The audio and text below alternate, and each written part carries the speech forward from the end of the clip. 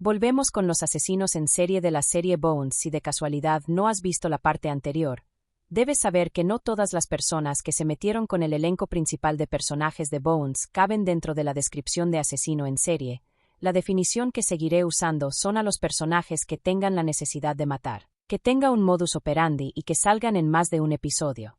Ahora vamos con el siguiente asesino en serie.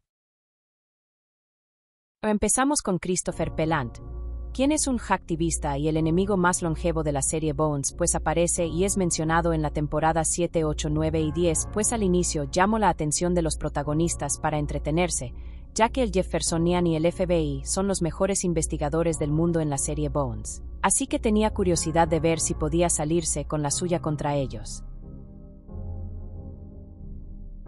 Su primera aparición no es casualidad, sino que fue un ataque directo al gobierno estadounidense, pero al igual que Howard Epps, Christopher Pelant ya había sido atrapado por las autoridades, más específicamente puesto en la lista de hackers del gobierno. Sin embargo, había conseguido pagar su condena en casa siendo monitoreado todo el día con una tobillera, pero tener esa tobillera quizá fue a propósito, pues después usaría dicha tobillera como coartada en sus primeros homicidios en la serie de Bones.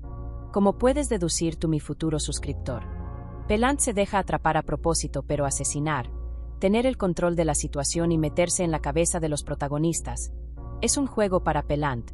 Esto deja abierta la posibilidad de haberse dejado atrapar en un inicio con la tobillera, para darles una falsa sensación de seguridad al gobierno estadounidense y cometer crímenes después para poder meterse con el elenco de protagonistas y haberlo planeado hace tiempo atrás, dejando ver su marcada obsesión, de la cual hablaremos a lo largo de sus apariciones.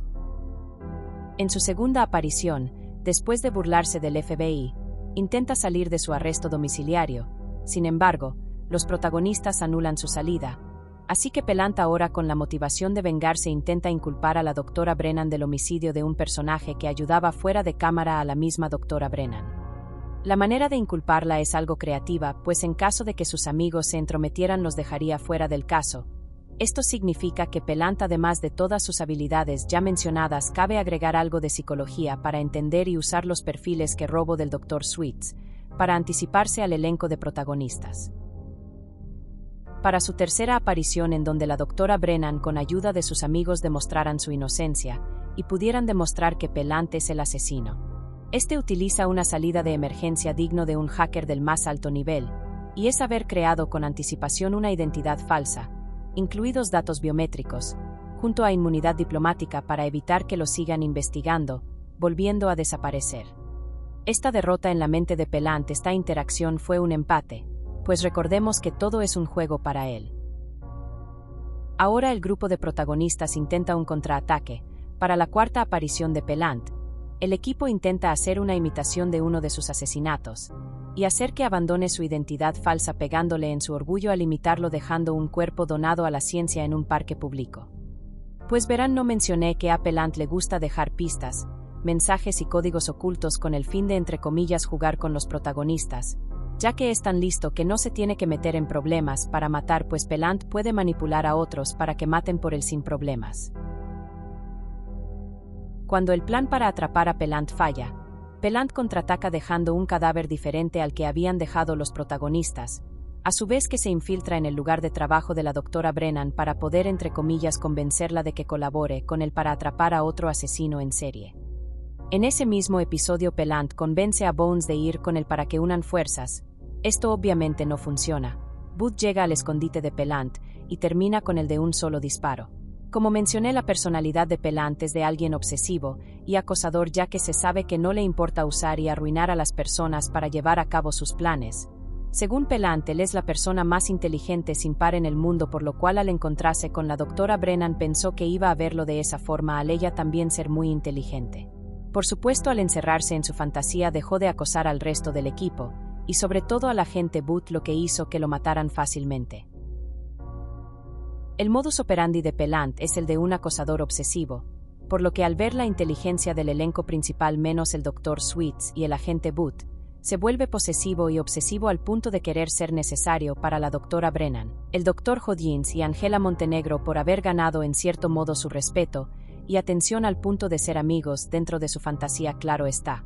pero como todo sociópata lastima a los que cree estimar. Como todo acosador intenta que sepan qué asesinatos hizo él cuando es capaz de pasar desapercibido, nunca se muestra a cuántas personas mato o manipulo para sus fines, pero sí intenta seguir una clase de juego a toda costa, incluso después de muerto.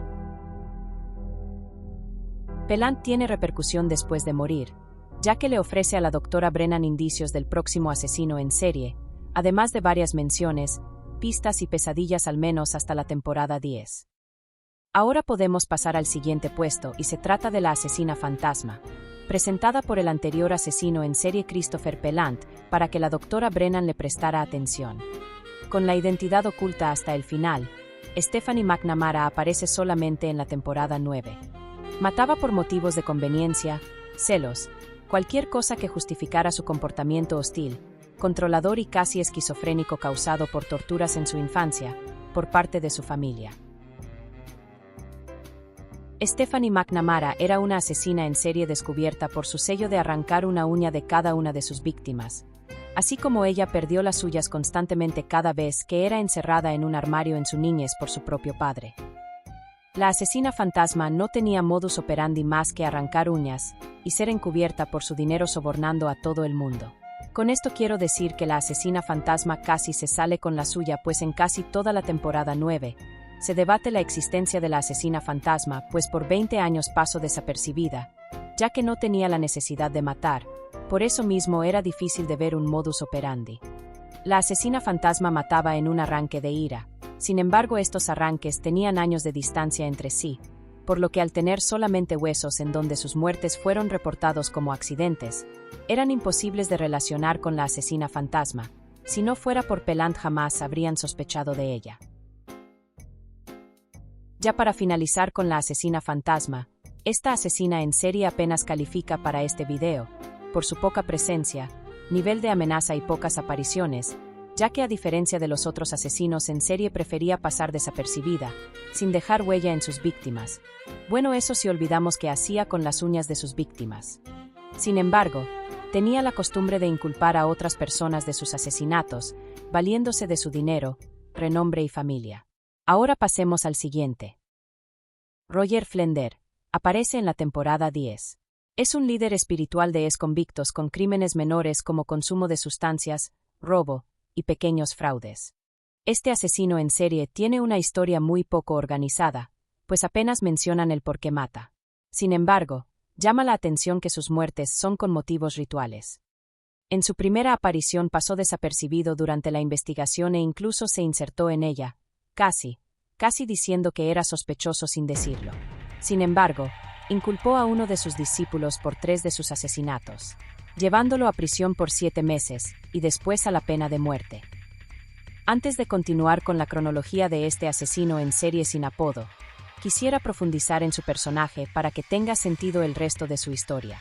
Roger Flender es un líder espiritual, guía con la religión a un montón de exconvictos en su panadería dándoles una segunda oportunidad en un ambiente laboral en donde no los juzgan y les pagan dignamente.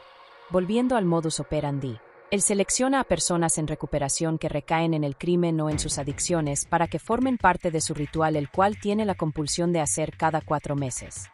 No se menciona el por qué ese tiempo, pero me hace pensar que es por el cambio de estación o algo parecido, pues hasta le agregan rasgos masones que tienen que ver con gobernar desde las sombras.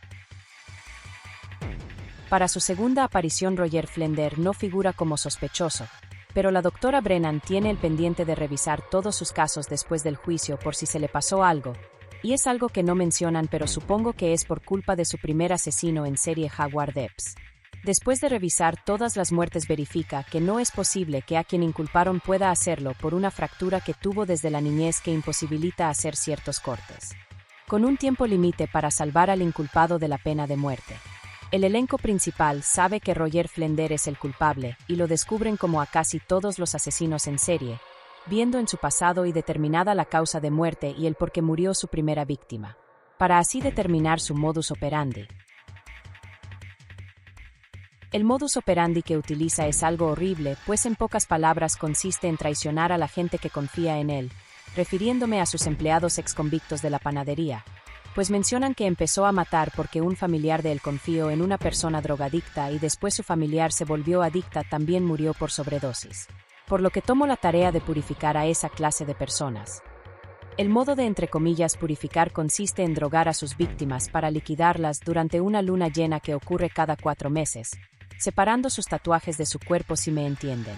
Solamente para al final quemar sus cuerpos por completo y liberar sus pecados según su lógica.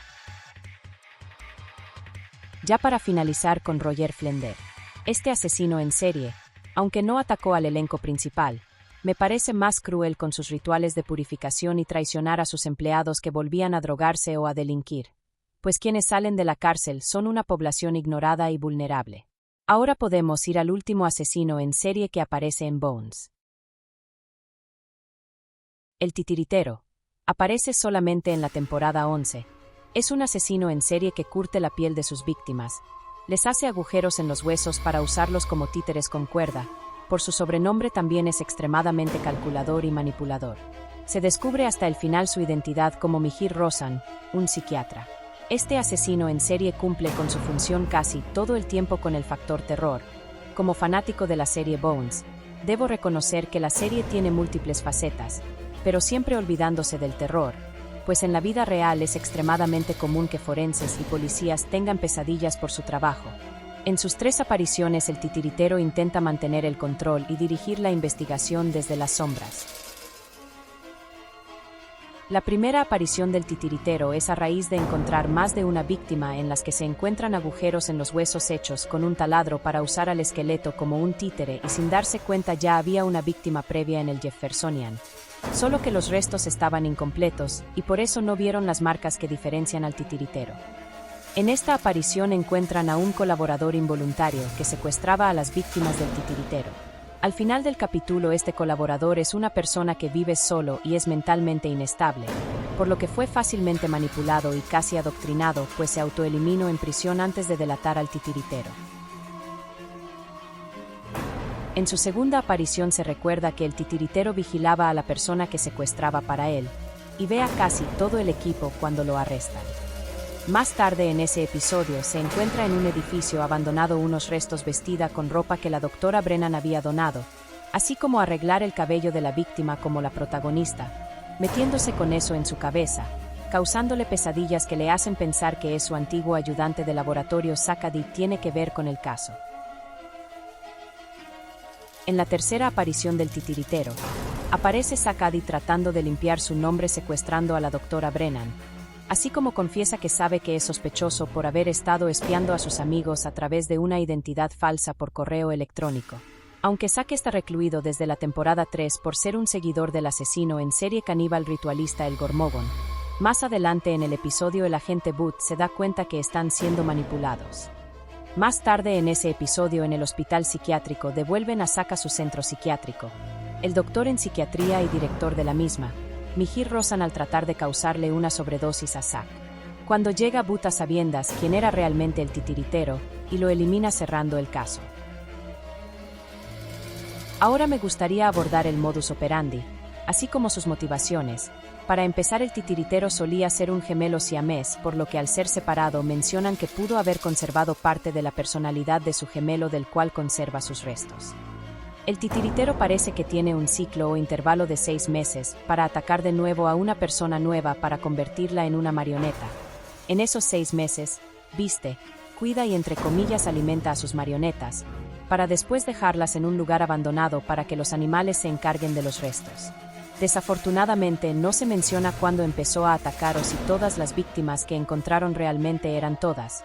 Tampoco se menciona el detonante para empezar con sus títeres. Se rastrean víctimas desde hace más de un par de años solamente. Lo que sí se menciona es que de alguna forma quiere ser castigado por sus actos, así que quiere ver en sus marionetas figuras de autoridad fáciles de atrapar, pues mencionan que es una persona físicamente débil. Para eso tengo la teoría que de alguna forma se lastimó de forma permanente su estructura ósea al ser separado de su gemelo. Es por eso que usaba a otras personas para secuestrar por él. En conclusión, el titiritero es el único asesino en serie en el que ambientan terror puro en sus acciones y asesinatos, Pues todo el tiempo hasta el filtro de los episodios en donde es la figura principal y el hecho de que no tenga que tratar de matar a nadie hasta el final, le da este enfoque de terror. Y hasta aquí llegan los asesinos en serie. La verdad, 8 asesinos en serie es un número corto para tener 12 temporadas, pero es un número adecuado si consideras que la serie Bones tiene un enfoque más ligero a pesar de pertenecer al género policíaco, que suele tener un tono más serio. Ya para terminar, este video fue titánico de hacer ya que tenía muy poco o casi nada de material para trabajar con los asesinos en serie, pues en mis fuentes hay información muy general. Tuve que ver más de la mitad de la serie para poder entender la idea de estos antagonistas tan míticos. Además, muchas imágenes no existen en internet, así que tuve que sacar varias capturas de pantalla. Y dime, mi nuevo suscriptor, ¿qué opinas de los asesinos en serie de Bones? Te leo en los comentarios. El próximo video que subiré serán las curiosidades de la serie Bones, y será el último video de esta serie tan infravalorada. Ya para despedirme, les pido por favor que no reutilices ni descargues el video para respetar mi esfuerzo. Dale like, suscríbete y comparte este video para valorar el trabajo que hago. Hasta la próxima.